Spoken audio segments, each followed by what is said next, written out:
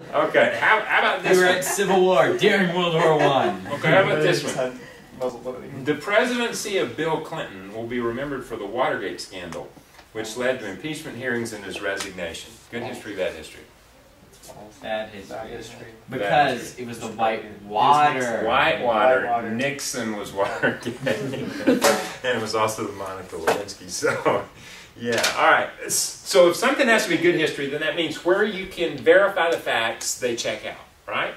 And then it's not only true in the people, place, and events, but then also what it translates or what it relates is true. So when you look at Scripture, you know, one of the things that people have asked is, or those that are called textual critics, is they've looked at, for example, there are instances in the Old Testament where there will be kings or places or events that the only writing that we have that verifies that is Scripture itself, okay? But here's what here's what's true for the majority of the Old Testament, is that we have, and New Testament, not only do we have the biblical record, but we also have what's called extra-biblical or historical records outside of Scripture that verify the people, the places, and the events. And so what you have to look at is say, does the Bible, in the claim, does the Bible historically accurate, keep in mind, the Bible has never been proven to be wrong on a person, place, or event that it records. I mean, let me repeat that. The Bible has never been proven wrong. Now, you know, I went to school at a time when, you know, that was one of the things that they would say, well, you know, there are things in the Bible that are not. How do we really know? I mean, for example, I mean, there were times where they questioned, did the Hittites example, that's one of the most famous, you know, because they're mentioned in the Bible. The people, well, we have no record of the Hittites in history. Now we do. You know, until 1906, right? But now we do.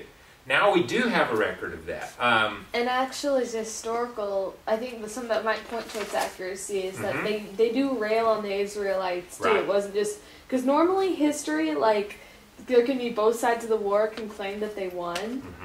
And really, you know, you're like, so which one is right? Whereas compared to their contemporaries of the day, the Bible is not very kind on the people who wrote it. And you know, and that's true, because even you think about the New Testament, the writers of Scripture, I mean, if they were to have rewritten it, they would have put themselves in a more flattering position. I mean, they would have projected themselves to be more brave, to be more, you know, whatever than it turned out. Take, for example, well, another fact would be King David. King David, you know, prior to 1999, there was no concrete extra-biblical evidence that supported his being king of Israel. Although for, you know, thousands of years, no one questioned that, but we had never had or found something that mentioned him specifically as being the ruler until October 25th of 1999. When they discovered, archaeologists were excavating ruins in the city of David, and then they found an inscription where he defeated the king of Damascus, and that was also, again, consistent with Scripture. There's lots of examples of those, but I just share that with you to let you know. Now the difference between the Bible and, say, the Book of Mormon could not be more striking in this area, because there are, I mean, there's this wealth of historical data that reinforces the historicity of people, places, events, and archaeologists are constantly discovering fragments of history, writings from everything from the Merneptah Stele, which was actually an Egyptian tablet, if you will, which we saw. Was that in London? I think it was in London, wasn't it? At the Museum of History in London. There's this British Museum, excuse me. There's this big black stele, and it's part of the Egyptian artifacts.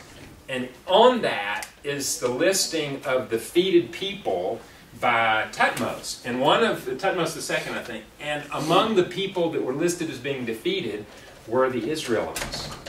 And so it places the Israelites in history right around 1200, which was the time that the Bible placed them in captivity. What's interesting about that, you can go into Rome, for example. My wife and I went to Rome on our 20th anniversary, and there is what's called the Arch of Titus, I believe it is, as you right near the Colosseum, and there on the Arch of Titus is, you see an inscription, and it lists, you know, the people that the Romans had conquered and they had taken into slavery. And among those, you see this relief where they had, you know, made this 3D kind of image, and it shows these slaves carrying Jewish menorahs, and it lists the Jewish people who were defeated, which again was consistent not only with history but with Scripture.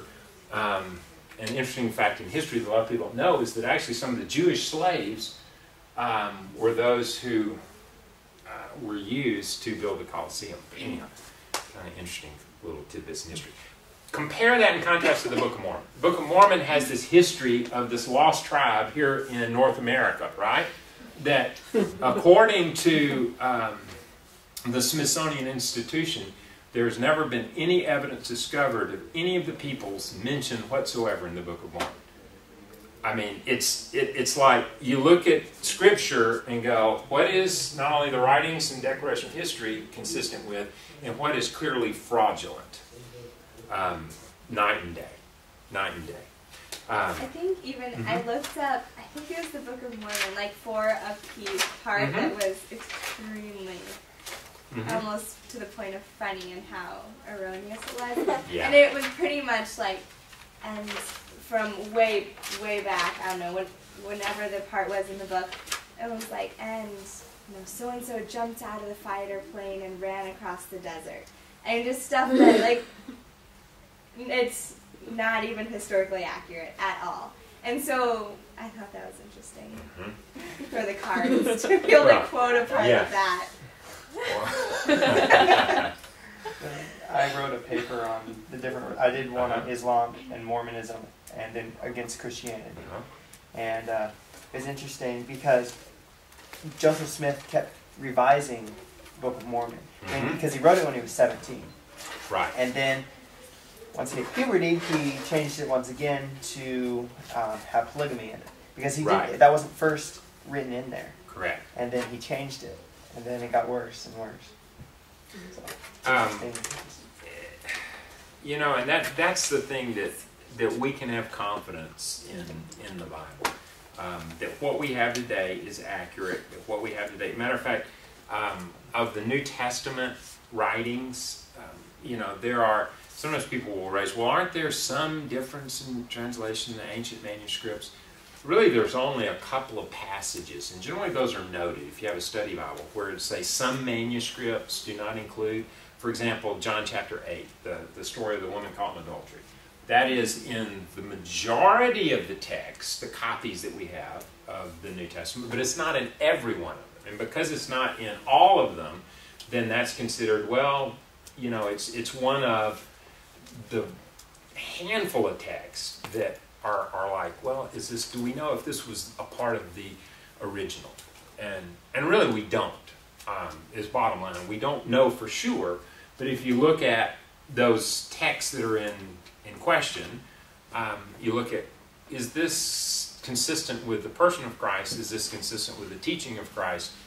In other words, there's not something that it contradicts any doctrines, any teachings.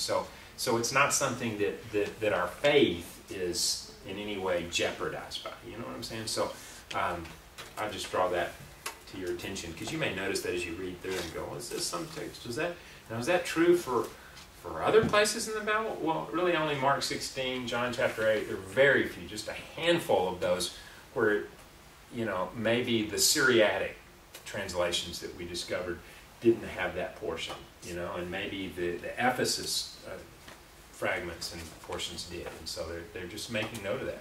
And I think that's one thing that's good, because you know that biblical scholars are not trying to brush anything under the rug. You know, and that's why one reason we can have confidence in Scripture. All right, any questions on that? That's my lecture for today. I'm done. So.